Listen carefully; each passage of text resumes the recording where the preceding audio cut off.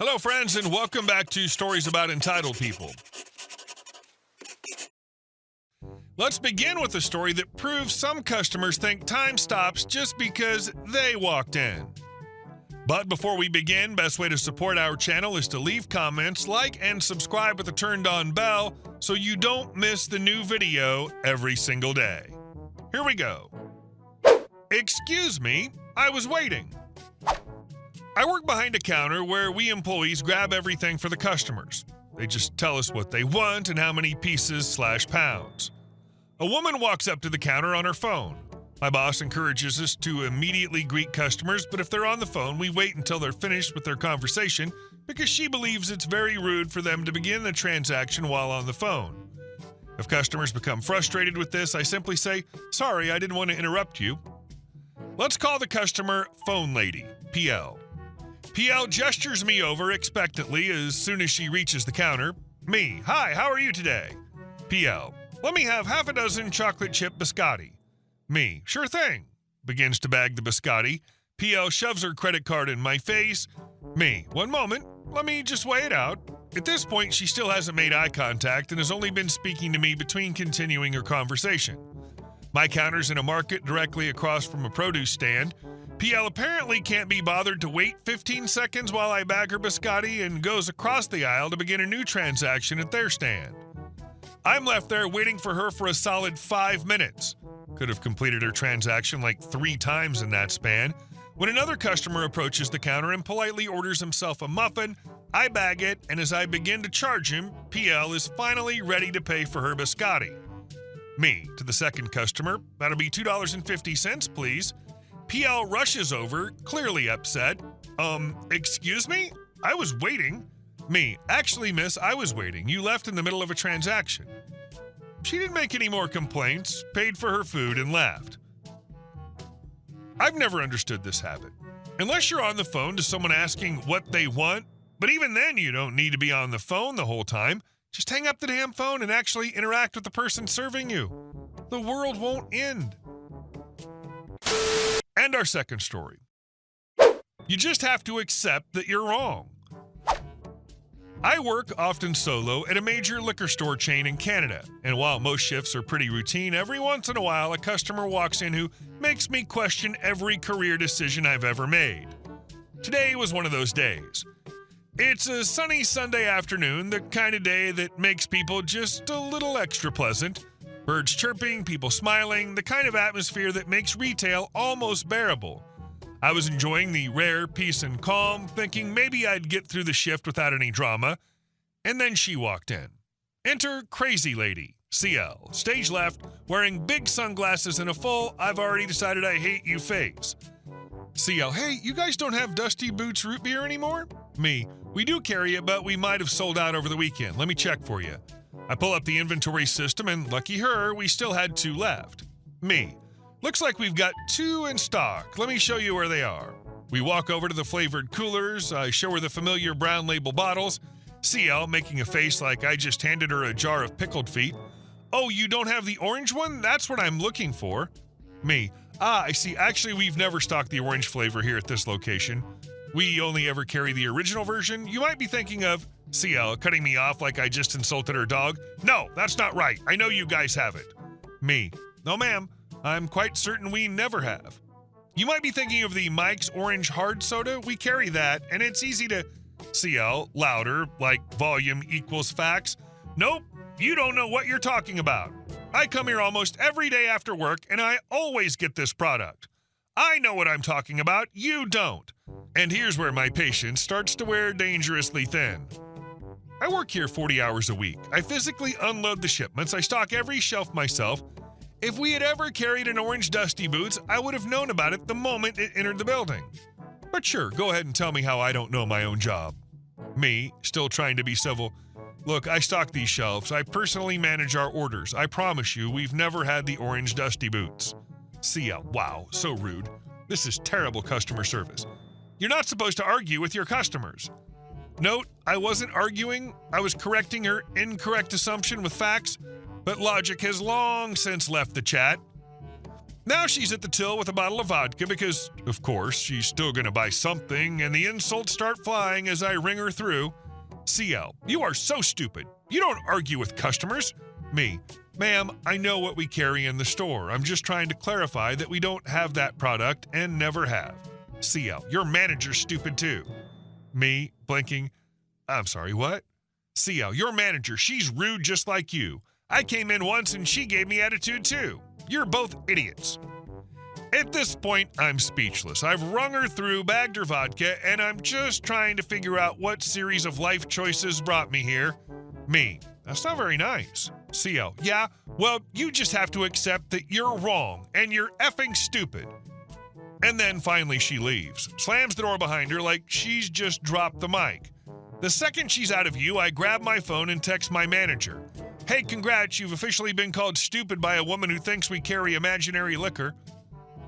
Out of pure curiosity and pettiness, I pulled up our internal products locator system to see if this Dusty Boots Orange was maybe a regional SKU or something we didn't carry locally. Plot twist, it doesn't even exist. Not just at our location, our entire chain doesn't carry it at all. 0 listings, nothing. So she came in, got hostile with me, insulted both me and my boss, and cursed me out, all because she confused us with an entirely different liquor store. But I'm the one who's wrong. I have to accept that I'm stupid. Retail's a magical place. I need a raise, or at least a shot of something that isn't Dusty Boots.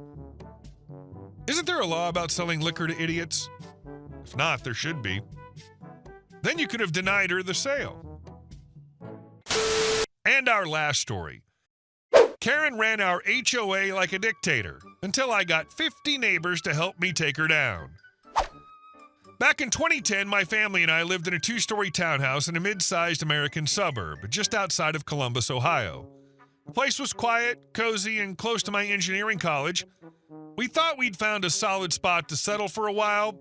What we didn't know was that we were moving into the jurisdiction of one of the most power-tripping, petty, discriminatory HOA boards I've ever encountered. Let me set the stage. My mom was a 50-year-old grocery store clerk, one of those warm, unshakably kind people who could make anyone feel welcome. As a practicing Muslim, she wore a headscarf, and despite some people clearly giving her cold looks, she always smiled and killed them with kindness. My dad worked long shifts in a warehouse and mostly kept to himself, so this wasn't really his fight. I was in my last year of engineering school and juggling classes, job interviews, and family responsibilities. This particular HOA was a nightmare masquerading as a neighborhood committee. It was mostly made up of retired couples and stay-at-home busybodies who had nothing better to do than act like glorified neighborhood cops. They created absurd rules like all doormats must be perfectly square and aligned with the threshold. Random suite inspections every 2 months.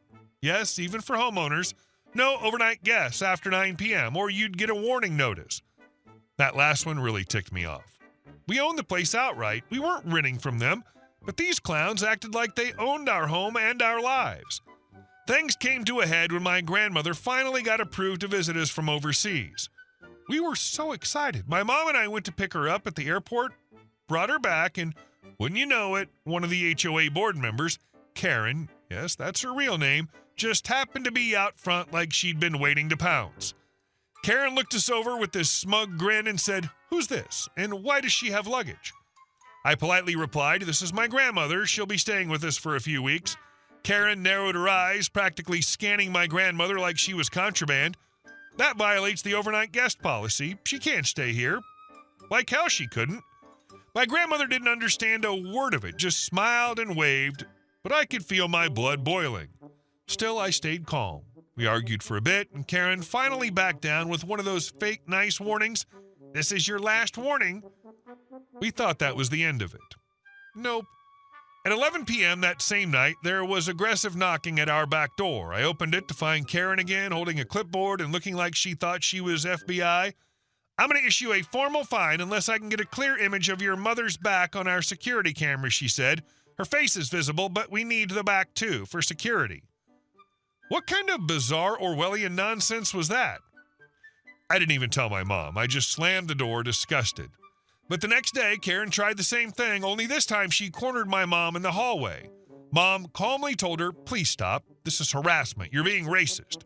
And Karen screamed loud enough for the neighbors to hear, Islam isn't a race, you tea-head terrorist bee.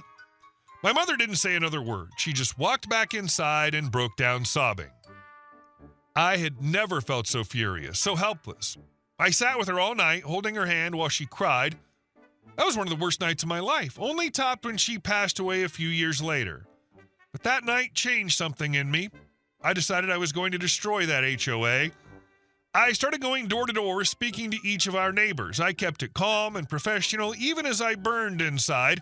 I asked if they had similar issues. Every single one of them had a story. Fines for minor things like wind-blown leaves on porches, notes on trash bins being too close to the curb. One guy even got fined because his teenage son's friend parked in front of their home for 2 nights in a row. Most were more than ready for change, so I did my research. I talked to lawyers on Reddit. Turns out in our state, with a proper proxy form signed, I could represent a household's vote at the next board election. I got 50 out of the 60 homeowners to sign. And then came election night. It was glorious. I stood in front of those smug board members, Karen at the center, and read the tally. Every single one of them was voted out. I was elected vice president, and my mother, who by then had regained some of her strength, became the new president of the HOA. Our first act, we shredded the old bylaws and replaced them with a single-page document that read, "This HOA exists solely to prevent another HOA from taking control. No inspections, no fines, no micromanagement. Respect each other's homes and keep common areas clean. That's it." Karen started pretending to be friendly. It was almost pathetic. She stayed in the neighborhood a while longer, but she was just background noise after that. My mother smiled again, and I finally felt like I'd done right by her. And that's how I dismantled the worst HOA in the United States and turned it into something worth living with. The moment she screamed that vile slur at your mother, she exposed the HOA's true nature, a clique of bullies hiding behind bureaucracy. But she also handed you the weapon to destroy them. Hey guys, thank you for watching the video. I'll see you in the next one.